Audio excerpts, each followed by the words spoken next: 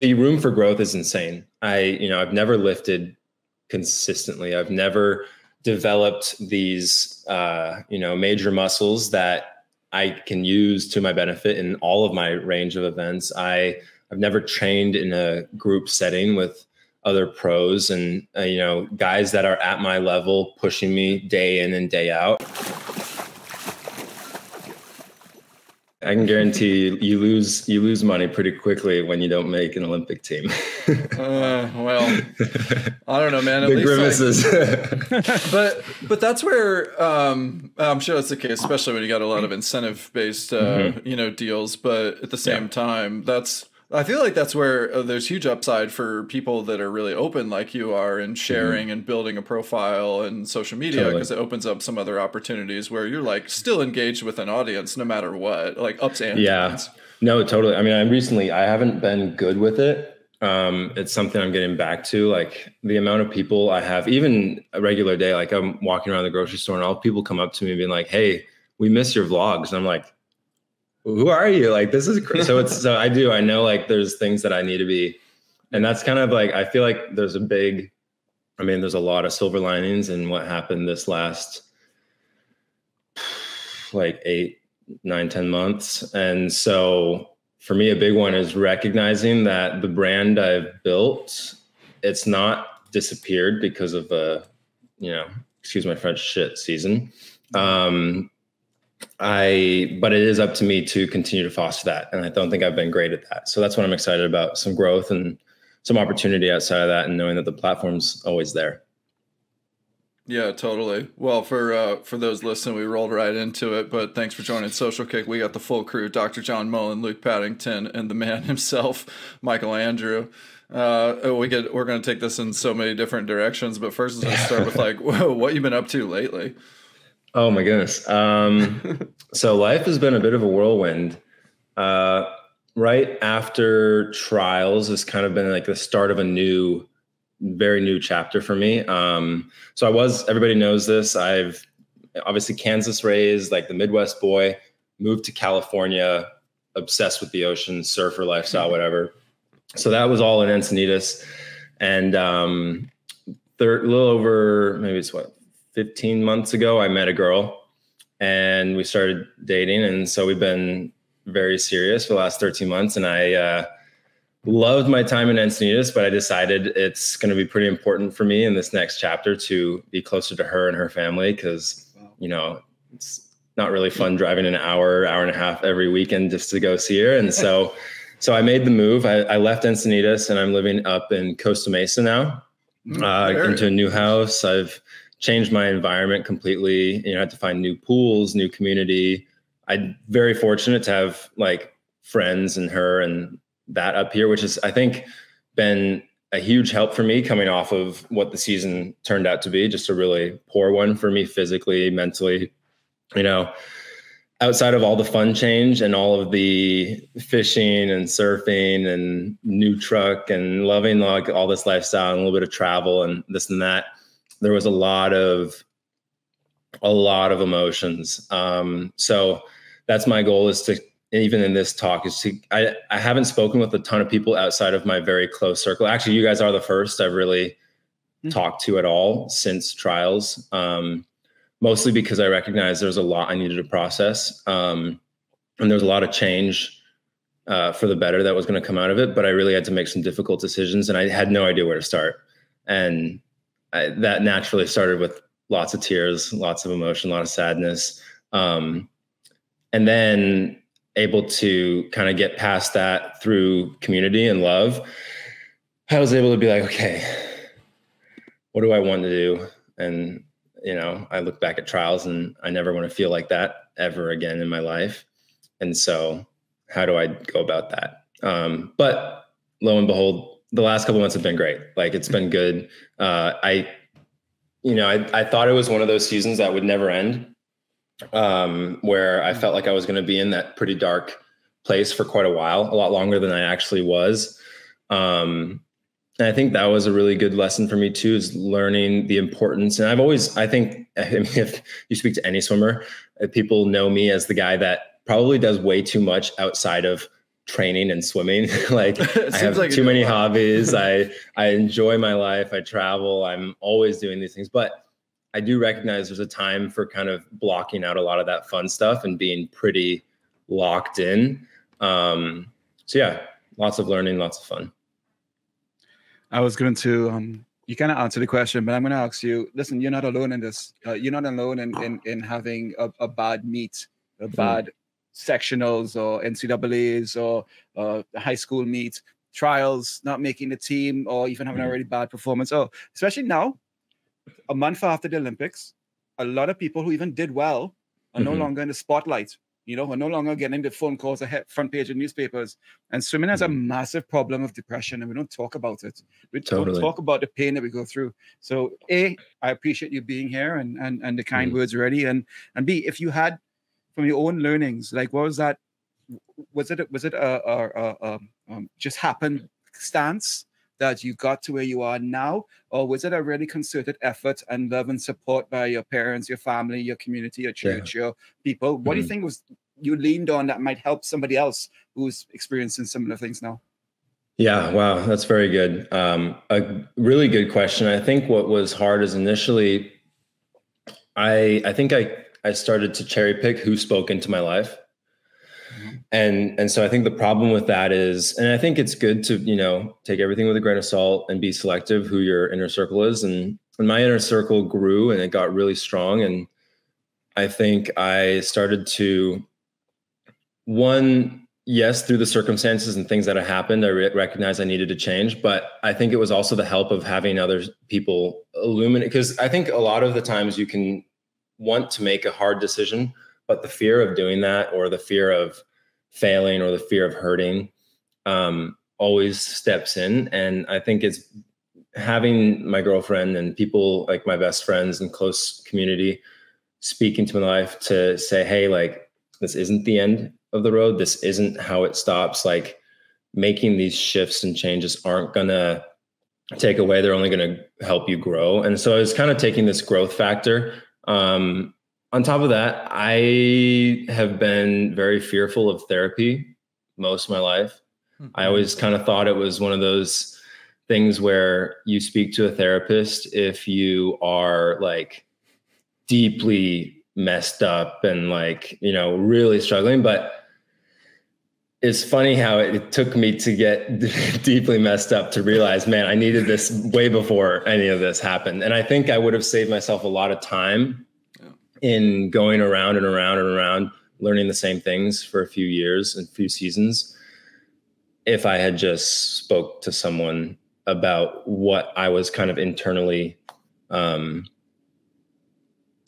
on to. So, and also like you said too, with swimming, I don't even think it's just swimming. I think it's sport in general. I think there's a lot of avenues where, you swim, you perform, you get your 2 minutes on broadcast, and then everyone forgets about it. And that's where it is a bit of a sucky situation, but I also think that's what makes sport.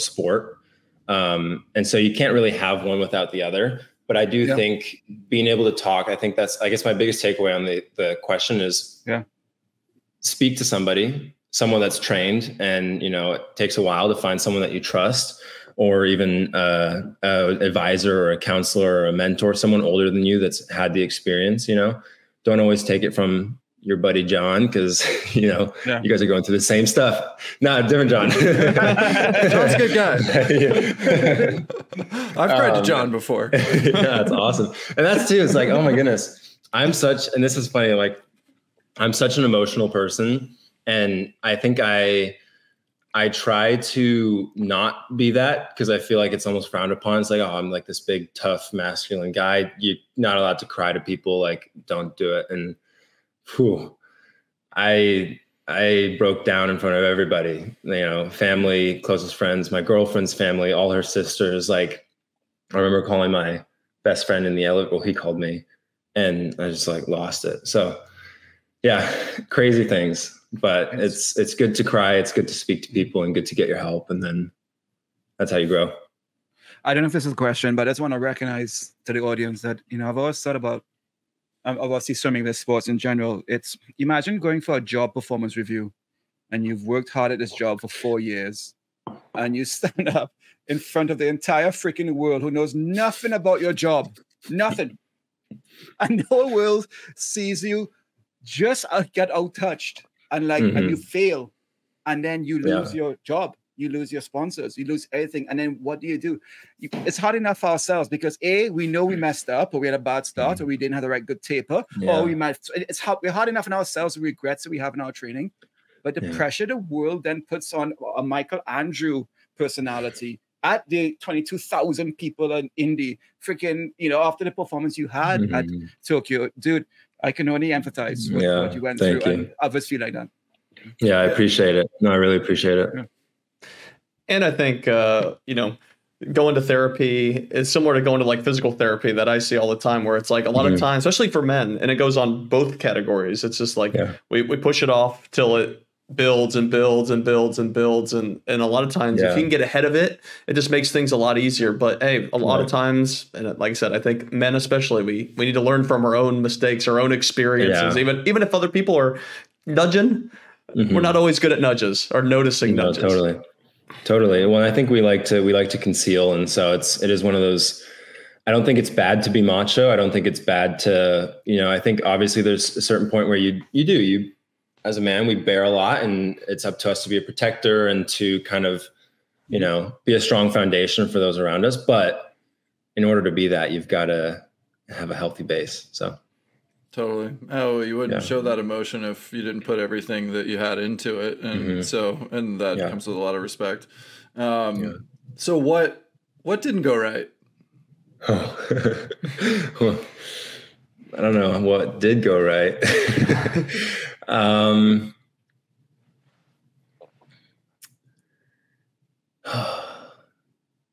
I think what didn't go right, it's weird. I look back, and even in the moment, I feel like there was a level of doubt. Like I convinced myself I was ready, and I had been training, well and consistently, but it wasn't at the level. Even I look back at what I was doing going into Tokyo, and like I was a different animal. And I don't know, I can't really blame it on one thing other than myself and the fact that I don't think I don't know, you hear these stories about like no corner left untapped, like no stone unturned type of thing. And I think I left a lot on the table. I think I relied a lot on my gift and my talent, and a lot of other guys, they were working on it, and on the day they were more prepared and they beat me. And, it takes you so far. And I do think, had trials been a week later, maybe the results would have looked differently. I think that's the tough thing about sport, especially swimming, because it is so fractional, and so much can happen on the fly that isn't prepared for. But I think the biggest thing is I wasn't fully prepared. And part of that was to do with where my head was at, and, personal matters and family and things that needed a shift moving forward. And I think there was things that started to take a toll, and I think it showed in the pool, because you can't really separate the two, especially for me, because my whole life has been work, family, very intertwined and very, and awesome. I think there's sides of it that have been amazing and really powerful, and also important to recognize. What I see now as I've gotten older, and especially over the last 3 years, because, like we spoke about Greensboro at the beginning of this, and I missed that world's team there by 1/100th of a second. That's right. And I was already emotional into that week. That was there's a whole nother side of my life that, that people don't see. And then everything kind of started trickling downhill post, what was this? I'm trying to think, the last really great year I had was 2022 Worlds, where I'd won like 5 medals or something. Silver in the 50, bronze, and some relays. You went like And 22.7 in the 50 fly there, right? Yeah. And then I think I just missed the 100 fly podium. Yeah, whatever. But I think what I'm kind of tying back and going to in my head is, as I've gotten older, especially right now after the Olympics and trials and what it was, I think I started to give up ownership of what I was doing and not relying on myself to be the driving force in it. And I wouldn't say I relied on my family or the people around me, but I think I put too much on them to where it's like, oh, like you need to push me, you need to do this or this and that.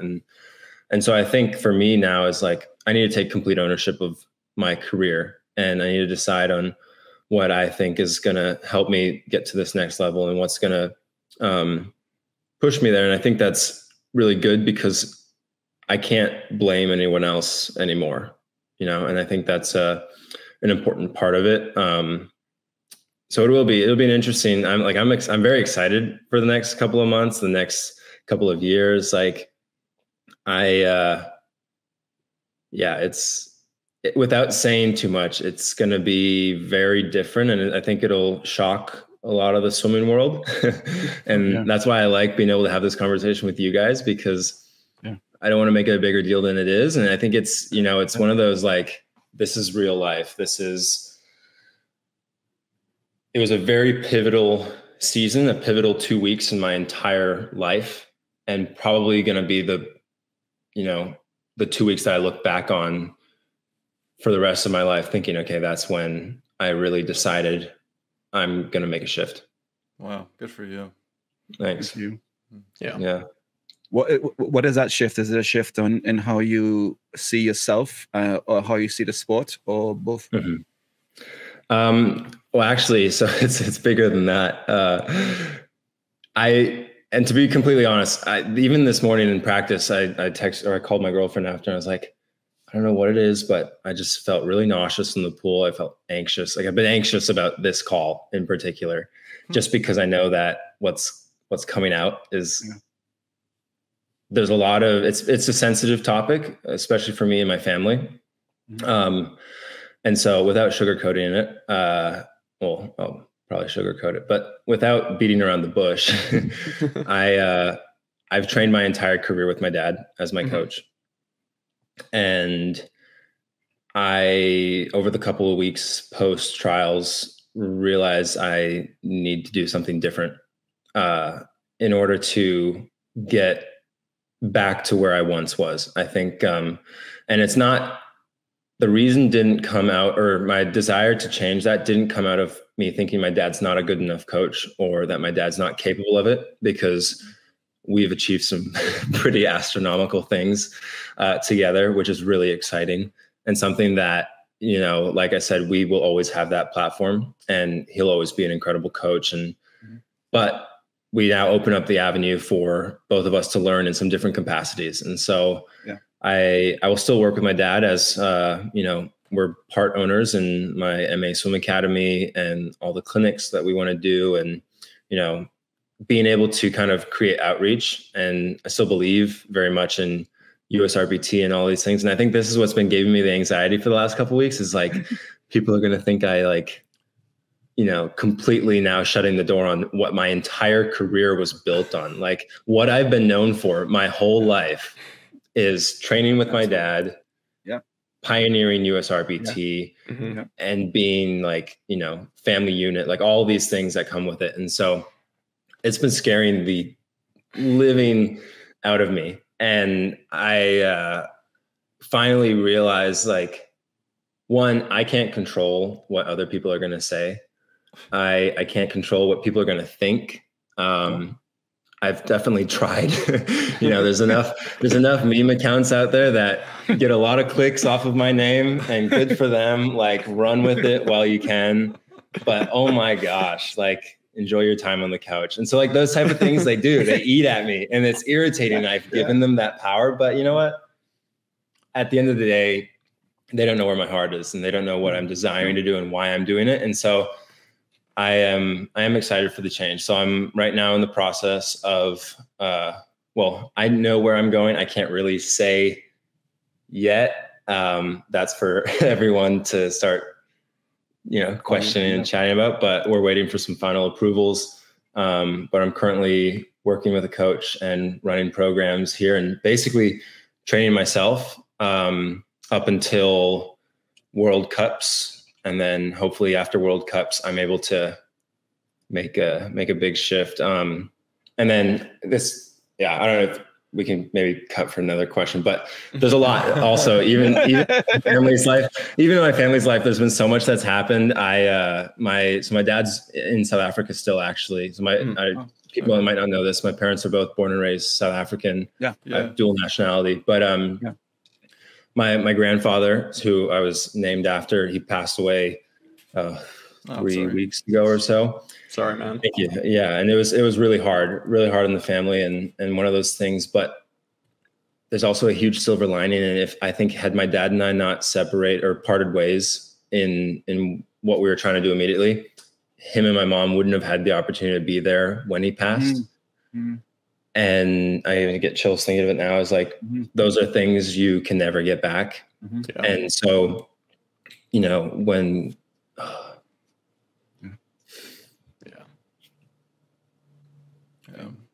that's tough, man. You know what, Michael? I think that relationships are complicated, and there's one thing that's family's forever. Swimming is temporary, and it's pretty admirable that you're able to navigate to this point with such crossover between all of the things happening in your life. So I commend you for having had the level of success you've had, especially with all the scrutiny that you and your family have gone through to get to this point of a lot of people judging the method and not believing that it would lead to success. So fuck that. And also, I think it's great to recognize and be thankful for all of the things that come from decisions that you make and the way things roll, because life happens. Absolutely. And it happens so fast. That's the crazy thing looking at it, is like, man, you realize how pathetic it is that we stress over the things that we do. So good perspective to have. Yeah, totally. Sorry to put a real wet blanket over the mood. No, I mean, that's like, if when you were talking earlier about just like being emotionally, I brought up a lot of things about me, not in the middle of my career. I mean, I had ups and downs, and I also had crossover with a coach who I also worked for, and that didn't work after a while. And there was a meet where like things didn't go right, and I was like, we got to not do this anymore, because we can't have both of them at the same time.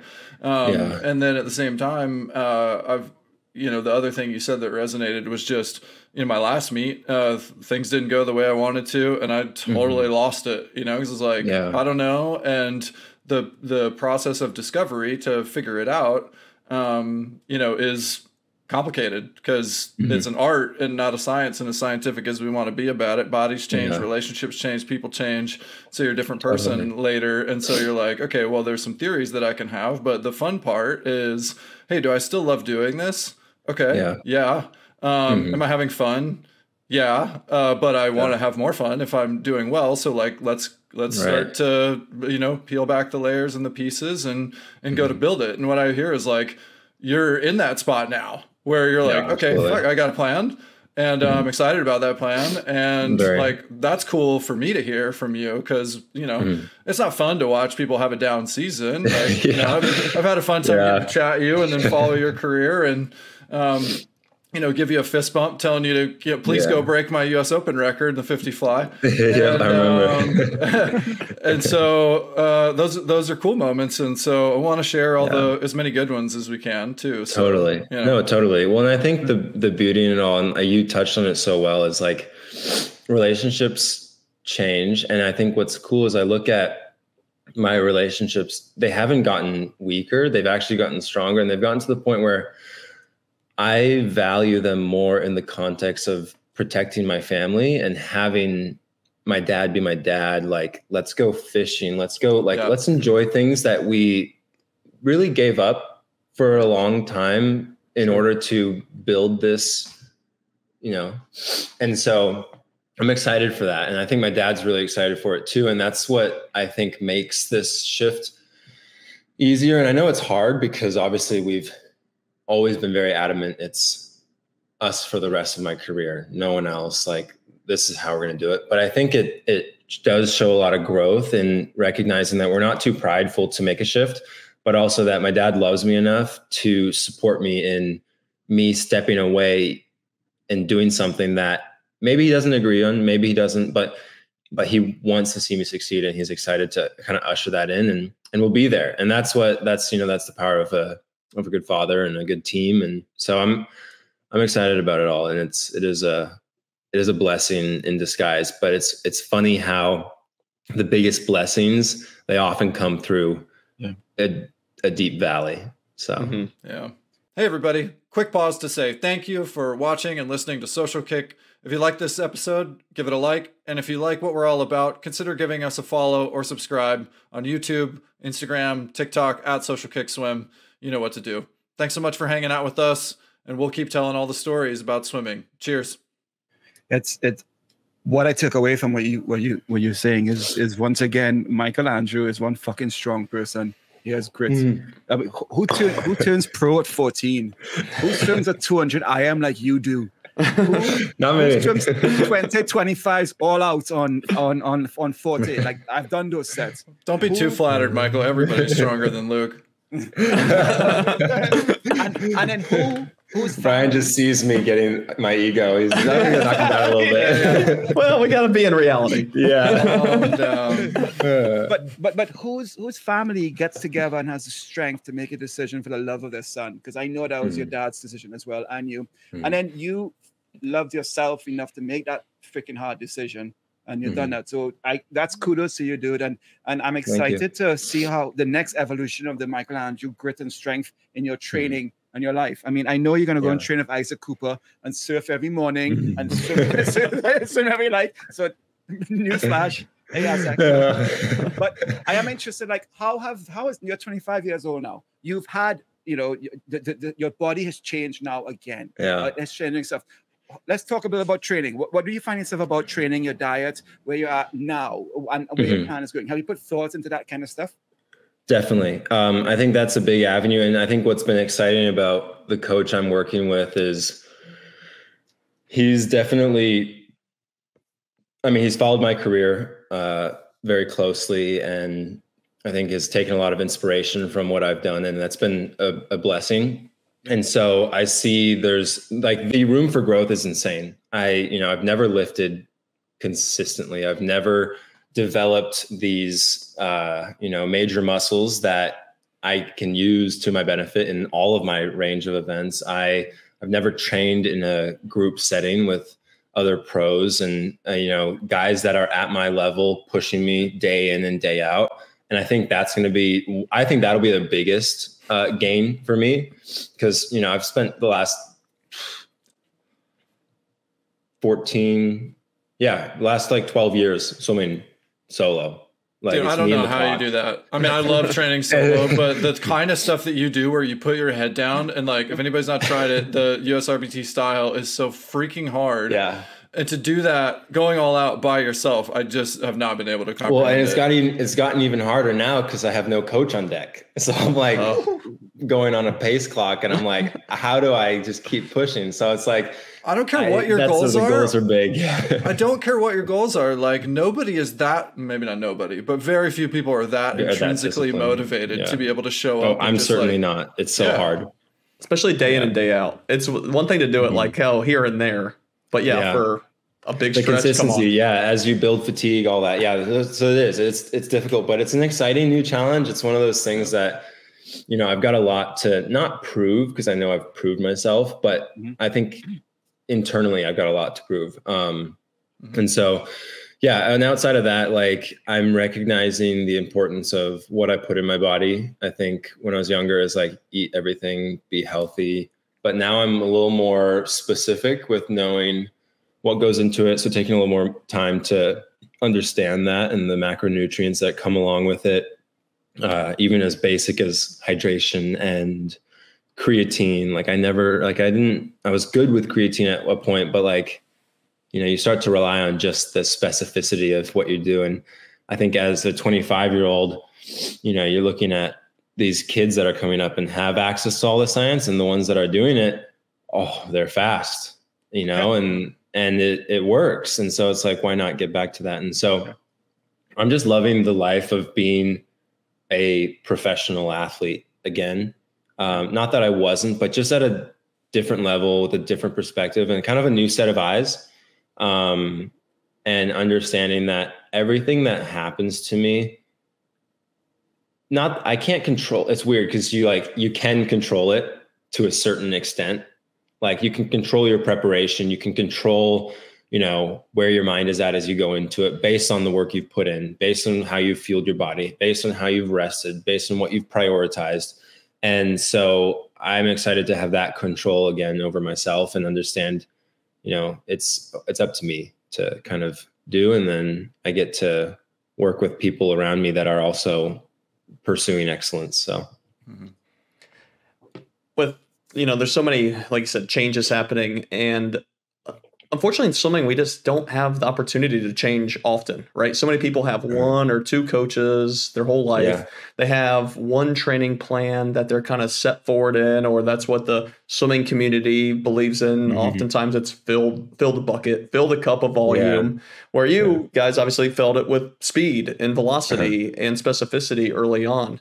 So it's really exciting to kind of see how things will be shifting with some different changes. I remember, Dr. Rushaw, the creator of USRPT, rest in peace, great mind, but a bit of a zealot for my experience with him. I remember writing an article about resistance training and him pretty much saying, don't pretend to know what I know, and getting in a battle with me. And I was like, I was just saying, we don't know all the answers about resistance training because there's such a limited research on it. So I'm really excited just to kind of see what's ahead for you with all these changes. And like you said, as little as, we always think about training volume and training sets, but just having people to train with, different environment, sometimes those unlock those stones that will just elevate to the next level. Right. Well, and I think too, like you look at, I'm trying to think of how my coach described this.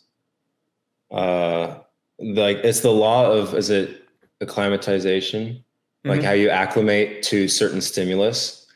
And so there's a lot of incredible benefits to doing the same thing over and over, but your body will get to a point where it does need something different or a change in order for that stimulus to grow and to strengthen. And so, a very small example of new things that I'm doing is like swimming with paddles and learning how to kick on a board. Like I didn't realize how useless my legs were on their own. Granted, it's a balance piece, it's for flotation, but if I can mentally, and this is where I think a lot of it is a lot of it's in the mind, is if I know that I can kick whatever's a quick 200 or do this with fins or underwater and like all these strength components, that's only going to help me, especially in that last 50 of that 2IM is like, if I don't lose my legs, I break the world record by a second. Like, it's just one of those things where I do think, there's so much growth in new stimulus and new challenges. And then having a group of people to push me will be awesome. In 2013, I was living for 4 months with a professional swimmer who was a 200 IM medalist, turned 50th freestyler medalist that year, George Ravel. And I love George. And he was a pro then. And I remember living and training with him, and everything he was so particular about. His life didn't revolve around being a swimmer, but everything was swimming related. The grocery store, the kind of oil cooked, how we washed the dishes, how long we spent at the gym, what water we drank. Every single day, part of his day was planned, from his training to his recovery. Right?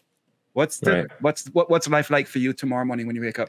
What are you doing? Yeah, so it's funny you say that. So I actually, and this actually came from my girlfriend's dad, but I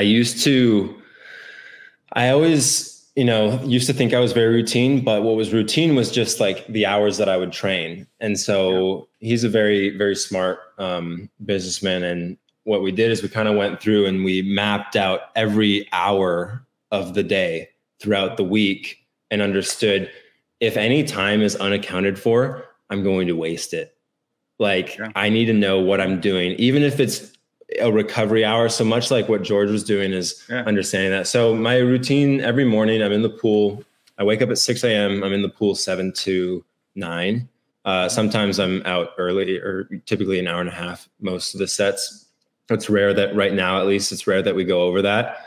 And then Monday, Wednesday, Friday, we'll double. So I'll go 3 to 4:30 again in the evening. Tuesday, when I'm with the group, I'm going to be, I think the swim is like 10 to 11:30, and then we lift. And so we'll single Tuesday, Thursday, Saturday, and we'll lift those 3 days, Tuesday, Thursday, Saturday. And the lifts are no longer than an hour, but it's mostly specific stuff, and that's another fun thing is like, I'm learning how to do cleans. Like I've never cleaned in my life, like I'm learning these different components and strength, and I can see it developing in physically in my body. And then 2, obviously in how I launch off the pool, off the walls, off the blocks, my streamline, like thoracic mobility, things like that.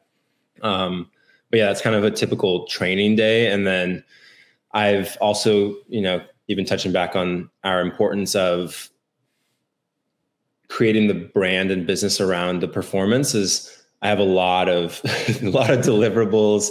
I have a lot of commitments with shooting. I'm actually working right now on a really fun project with a camera company, DJI, to help them launch their newest action camera. And so like those type of things, like I need to set time aside to film YouTube videos and create content and then obviously build out the academy. So that's kind of where I spend my time in my spare hours, as well as, and this is actually kind of a nice platform to where I can like announce this, is I'm going to be doing more clinics in my like neighborhood pools consistently.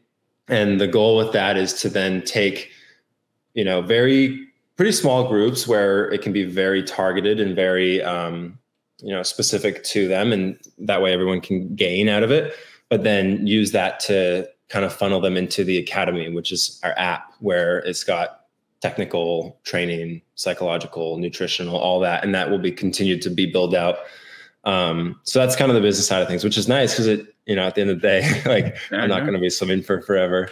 And that's what allows me to enjoy it in the moment just a little bit better. Hell yeah. You're supposed to mention expensive. You're supposed to mention time with your girlfriend. You're supposed to mention time with your surfing. You didn't mention surfing. You didn't say that stuff. What's going on? It's in there. It's on the weekends. And it's funny. I get I've been very busy working, but it's fun because I feel like I appreciate the time. Like I have a lot less time for the fun stuff, but I feel like I appreciate it a lot more. And there's plenty of time for it, which is great. Like I live pretty close to the jetties. And so I'll take my e-bikes out and I go fish for a little bit, catch a sunset, or I'll meet my buddy at a pond and we'll do some freshwater stuff, or we'll surf on the weekend and, go for bike rides and go to brunch. And so, but it is one of those things that I realize, like the weekdays are meant for work and like a pretty focused effort. And then when I have that spare time, I can really shut off. And I think that's the importance of learning how to completely shut off from all of it so that you can be in the moment. All right, well, let's talk about fun a bit. You, I don't know what stroke I like to see you racing. What's your stroke that you most enjoy now racing, and is it different to training? Ooh, man, I feel like it's been so long since I raced. I think for the last couple of years, consistently, the 50 free is just always my most exciting event. Like I love it. I love training it. I love racing it. I don't really think it gets any better than being as strong as you can and holding it for as long as you can, just all out effort. And then outside of that, 100 breaststroke. Like I love the 100 breaststroke, especially when you get it right. I think it's easier for me to train than it is to race, because I find that actually, well, this last season, easier to train, but typically I prefer racing the breaststroke versus training, just because it's kind of a boring stroke. Like it's slower, it's very technical, but when you hit it right in a race, it's such a good feeling. And that, oh my goodness, if anything stung the most during the Olympics, it was that freaking 100 breaststroke. Mm-hmm. I cannot. Yeah. You took the words out of my mouth. Yeah, man. I was like, it had to have been hard to watch that. Yeah. I mean, trials alone was bad, but to see what it took to win it. No offense to the guys that won it, like awesome, They would all say it was slow too. But they all agreed, yeah. That was probably the worst event of the entire Olympics. Oh, for sure. Yeah. So, well, one race I personally love seeing you do is the 2IM. And I know tons of people online will comment all about it, but I'm like, look at that final time. Say whatever you want about the rest of it. Let's look at that final time, and that final time it's amazing. And we had some audience questions. Swim Prophet wanted to know, are you going to start training and swimming the 2IM? I think I overheard earlier you mentioned kicking and finishing the 200 IM. So are you reassessing events with all these changes, or what do you think? Yeah. They're definitely, it'll be in the schedule, at least for the next, couple years. I don't think it's an event I'm really ready to like completely give up on. I think going into this last cycle, for sure, I like mentally was checked out. Tokyo scarred me from that event pretty badly. And sure. And, so I think that was just, I definitely get in my head about that. And it's a difficult one to train for, because I do think, the level of conditioning that I have to do for that, I can still be very fast. It's clear that I can in the 50s, but you can't have the same muscle mass and the same power. You definitely got to be able to hold it. And so it's one of those things it's hard. It'll come and go as the seasons kind of roll into it. But I do think that's something that I'll be probably post World Cups through World Trials next summer, focusing on 2IM. And that's only going to help my 100 breast, 100 fly, 100 free pretty significantly. So, yeah, I think it's easy for people to forget how hard it is to be good at so many different distances. When I was working with Sun Young in 2017, he just won the 200 free in the 2016 Olympics. But there was still this expectation for him to be good at the mile. He was the current world record holder. And doing the 200 free and mile is just such different training. And I can tell you for 100% mentally, he did not want to do the mile. He wanted to do the 200 free. So it just, you just can't, it's hard to conquer all these different avenues at every point in your career as your body changes. Yeah, no, I totally agree. And I think the level of pain plays a huge factor in that. I think, I remember even getting out of my 2IM at trials on the final day. Actually, no, that was probably the only one that felt good. I think it was the semifinals where I swam really fast and I felt like throwing up. I could barely stand. My legs were throbbing. I don't feel that with any other races. Like, you feel a little tired and heavy, but not to the point where you need to sit down for like 20 minutes before you can take your suit off. So, I don't think there's ever been a swimmer in history with more keyboard coaches than you've had for the 200 I know. So many. Literally. What is the piece of feedback that people kept giving that you're like, oh my God, stop. I get it. No, well, it's not even feedback. I think it's just always the great 150 IM. I'm like, thanks. I've never heard that one before. So it is. And you know what? I think the worst thing about it is that it's true. And I'm like, yeah, well, shit. Like, I can't do anything about it now. Let's just rub it in. But no, I think it's a good thing. I think it's whatever. And honestly, if anyone's going to take the heat for it, I'd rather it be me, because I've seen how dark it becomes. And I mean, even now, like there's meme accounts that have very large followings, and 80% of the shit, I keep saying shit, I probably shouldn't be, but 80% of the shit they post is about me and my 2IM. So you're welcome. I'm bankrolling their content. Gotta get residuals off of that or something. Yeah, I would like that. That'd be nice. Let's finish with some of these. So, what's the hardest race in swimming? 4IM. 100%. Oh, yeah, 4IM. Just duration of pain. Like I would say 2 back long course is really brutal, but it's still under 2 minutes. 4IM, to do that for 4 minutes, it doesn't get easier. The more you train, it always hurts. Even if you swim it slowly, it's going to hurt. You've actually put together good 4IMs though. Yeah, I had the national record short course when I was like 14. Man, we shouldn't rule that out. I remember like going head with Sean Grisha. Yeah, my mom would love that. All right. Olympic gold or world record?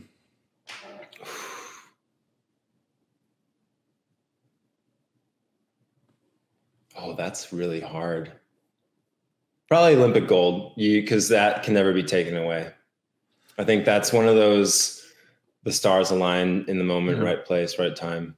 You know, obviously it shouldn't be like a stars align thingy, but like, yeah, I think that's a world record can be broken and people will forget about it. But an Olympic medal gold medal especially, is forever yours.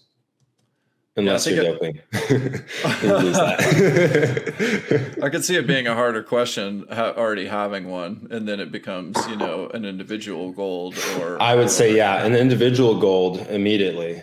Yeah, I think that's another thing too, is like, I think even coming off of Tokyo, I went through a pretty dark season where I was like, I had the worst Olympics. I came away with a gold medal. Like, how crazy is that, Yeah. And so, yeah, sometimes I feel like a hypocrite for having gold medalists in my bio, but you know what? It still opens the same doors, and it was still, I think the achievement was amazing. But yeah, individual that always tops it. Man, talk to your therapist about that too. Yeah. Feeling like a hypocrite for having a gold medal. Okay, I'll leave that one alone. Do you pee in the pool? Always.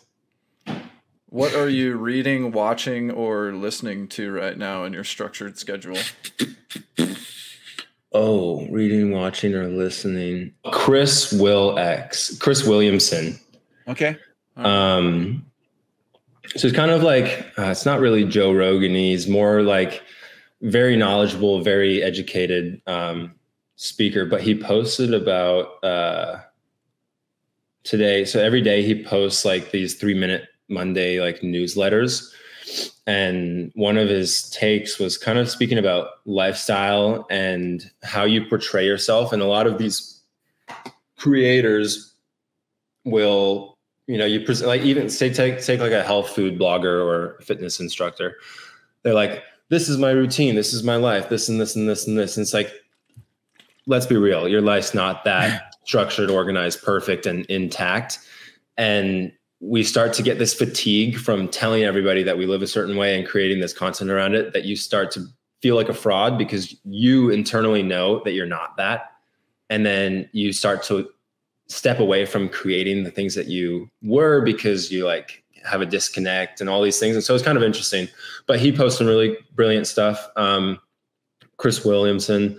And then outside of that, my girlfriend and I are always starting new series. We just finished The Perfect Couple on Netflix, and that was pretty good. Yeah. Have you ever cried at the end of a movie or TV series? I have, but it's been a little while. I'm trying to think what the last one is. I don't know. It's normally if there's an emotional death or some sort of romance. Maybe Dear John was the last one I cried in. Kendall loves watching like the mid 2000s, 2010 like rom-coms, and some of them are pretty good. Well, that's like peak Notebook. Yeah. So Brian always puts together some great notes for us here, and on the top it's Michael Andrew, 25 years old. And I'm like, God, I've been following this guy for so freaking long. How much longer do you think you're going to be someone professionally for? I know that's a loaded question. Right now, 2032, just because I don't know where 2036 is going to be. That's a good answer. Yeah. Yeah. And I'm hoping before I retire, the 50s come back and I can just be pure 50 guy. Because, my gosh, that would be so fun. That was the next question. Obviously, I share that affinity for the 50s with you. And I, in my day, that wasn't even a selection event at the World Trials. So in 2009, I was the fastest American 50 They would get rid of it flyer. if they could. Yeah. I mean, I had to sit at home watching, Americans go a second slower at Worlds than I went, Crazy. And so I'm happy to have that. We had this audience question, follower on Instagram, D_A_Lex wants to know, what do you think about those talks and adding to the Olympics? It sounds like you're saying, hey, it could be a career extender. Yeah, well, career extender. I think it grows the sport. It keeps athletes in the sport longer. Like, if USA Swimming wants to continue making some money back, because I know they're hurting, I think a really good way to do it is 50s. Make the sport more exciting. Make the sport more accessible. I think even with short course worlds coming up, don't gatekeep it to guys that, don't really swim. And honestly, it's funny for me saying that because I'm not a short course meter athlete by any means. Like I benefited from being selected to teams based off of our long course times, but it's kind of silly at this point because it's still a world championships in December. Like, I get giving racing experience to our long course guys, but we've kind of been shown over the years that it's not really making us better. I think what makes us better is international racing on all fronts and letting athletes develop how they choose and, let them fight for the spot. So that's my soapbox. But yeah, 50s would be awesome.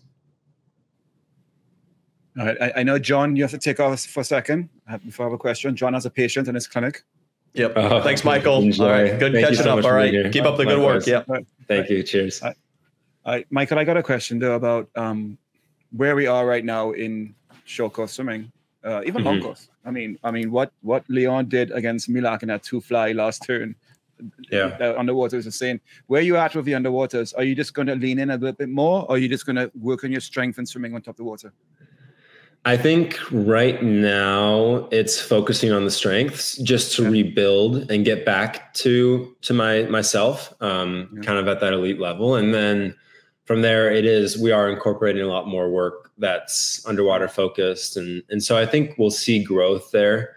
I am planning on being at World Cups in the month's time. I actually need to book my flights pretty soon, but, it's one of those things where I know it's only going to benefit me, and swimming's getting to a point where you're not going to be the guy winning if you don't have a well-rounded style of racing, which includes having really powerful underwaters. Like Leon's not the only guy with crazy underwaters now, and so it's definitely becoming a huge weapon that's needed. And so I don't want to be the guy at that last turn losing body lengths to underwater. So yeah, we'll definitely be working on it. Is there maybe it's twofold. What's a typical average go-to set you excel in right now? Main set, what's the latest? And is there anything like a underwater USRPT set? Like 1025s, 130 all out underwater?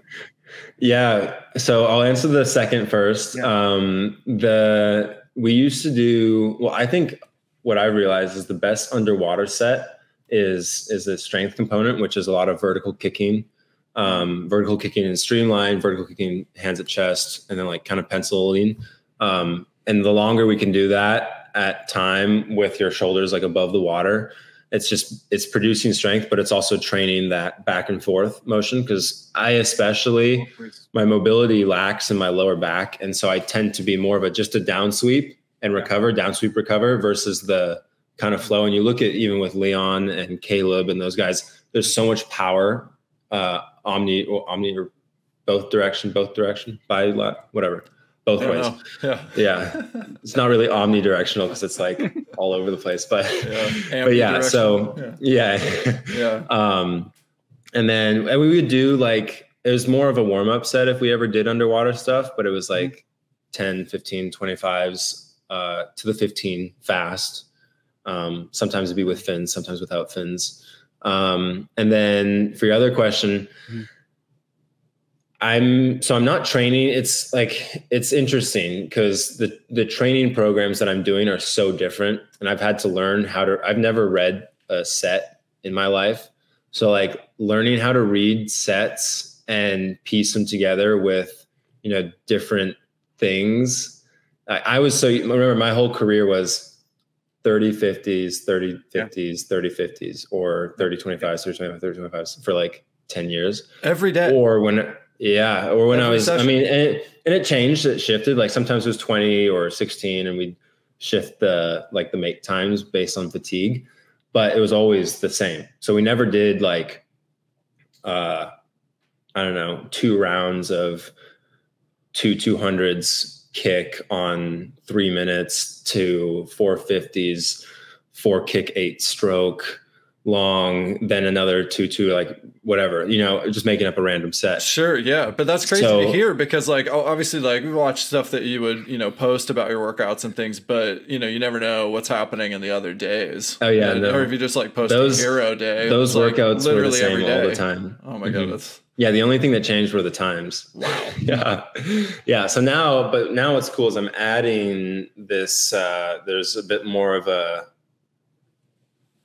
I add some physical breakdown and then we put speed into it. So there's a lot of specificity, but I'm entering the specificity without the same buildup. And there's more stuff, going 100s or 75s or even 200s pull, and learning how to use paddles, and just the level of pain that comes in the rotator cuffs and the lats and those type of things. It's all components that are going to create strength and muscle. And so, yeah, but honestly, I couldn't even tell you because I'm learning so much so quickly that like I don't really remember all the sets that I do, because I write it down, I run through it, and then I throw the paper away. And it was one of those things that I like. You don't have a training log that you've kept for years? Oh, well, no. When I was working with my dad, yes, every single split was written down. But at the moment, no. Everything I have is saved on the screenshots that are sent to me. Yeah. But outside of that, I write it and then do it.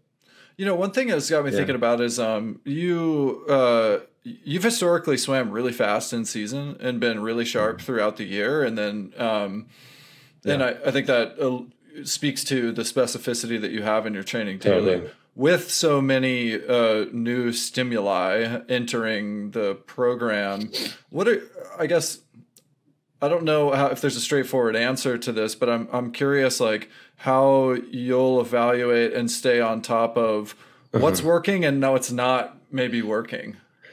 Yeah, it's a really good question. I don't think I know. I think it's one of those things that I'm going to have to put a lot of trust into the coach that I'm working with and the group, but also to kind of learn on the fly. But then, obviously I'm very in tune to my body and what I do. And so I think there's, I don't want to be the guy that still swims I don't want to swim like garbage all year and then leave it to the one. Like I do want to swim fast, and I'm going to still be racing a lot and traveling and doing Mare Nostrums or Seticoli or whatever it is, because that's, I think, what brings value as an athlete, just to what the brand I'm trying to create. But it will probably be harder to be as quick. Or maybe the stimulus is so good and my body loves it that even under load, I can be very fast. I mean, we've seen Leon be really quick all year. Mm-hmm. And so it's one of those things that I think it's definitely possible. It goes back to being up to me to make sure that my body's rested for those instances and then kind of evaluate it as we go. So lots of learning, which is exciting. And I think it just adds to what we're going to put in the academy. And, I don't think and we never believe there's only one answer to it, but I do think there's things that work better than others. Yeah, totally. Yeah. All right, back to a few of these quick ones. So we had one from follower Nucleo Heaven 2372 said, "What was your favorite swim from the Olympics?" So if the 100 breast was really hard to watch, was there one that just lit you on fire? Bobby's mile. Yeah, Totally. 100%. That's the best way to end the games. I also love Bobby and shot him a text immediately I was bawling my eyes out at the end of the meet. Watching him on that last like 20 meters, I was crying. I was so happy for him, so excited. And I was like, that is the ultimate. That was just like the perfect race. It just, and I think he worked for that. I know how hard he works and I know what he puts into it. And so that was one of those things where like you watch your friends succeed and you see that, it's like, whew, so cool. Like I just got chills watching it. And so definitely that was the highlight of the meet for me, especially too, because our guys' side had a really rough meet. So it was good to get that in there, and especially for Bobby. Yeah, I got to Paris to watch the last few sessions of swimming, and I caught that one live. It was a cool one to watch live for sure. Awesome. Yeah. Speaking of live, what's the best swim that you've ever seen in person? Best swim I've ever seen in person. I mean, I've seen a few world records. I think the best swim, though, one that will forever stand out to me, was watching my friend Shane make the Olympic team. Yeah.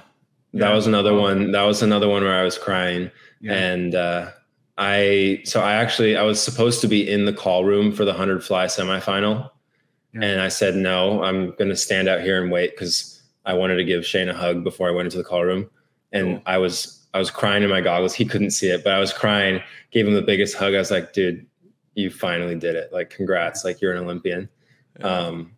And then I went in and swam the worst 100 fly ever, but that doesn't matter.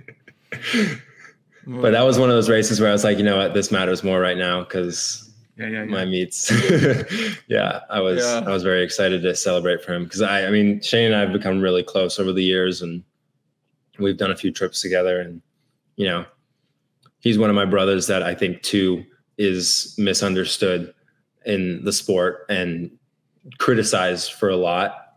And so it's one of those things to know him and know him past his mistakes is like, man, that dude, he works. So it's awesome. Yeah, totally. Yeah. All right, Brian, do you remember hanging out with his A&M coach Jason, and the text that Jason showed me from Shane? Yeah, and Shane was just so authentic and loving to Jason. I love you, man. It was really very personal. So there's a lot more to Shane that we don't know, and so much more. We're lucky to have him. Yeah, he's deep. He's a deep guy. All right. Speaking of the new group that's you're able to train with, and your antisocial ways. Are you doing social kick now? I have yet to do a social kick. Damn it, Michael. Yeah, I've yet to do a social kick. We got to work that in. Yeah, that's like kicking and talking, like, right? That's what you mean by that? What if what's the USRPT version of social kick then? Oh man, talking really fast. 30, 25 head down kicking. Oh, I don't know. You wouldn't even have head down. You'd be underwater. I remember anything we did kick was always underwater. Wow. Yeah. A whole new world. And no one else in the lane next to you. So it's just you and your own thoughts. Oh my goodness. I'm so excited for you. The social aspects are going to be really good, man. It's always a pleasure to get to see you anytime I see you in person. It's a genuine, connection and attention. And I so appreciate that, and respect you for all of the ups and downs and the innovation that you've brought to the sport of swimming, and the proof that you can do things a different way. Like, I don't know, man, it's been fun to watch thus far. I really genuinely appreciate, your candor in spending this conversation with us. It's one that we all very much enjoyed. So thanks, man. Awesome. Thank you so much. Well, thanks for having me. I'm glad this worked out, and I'm excited to keep sharing more as I learn more.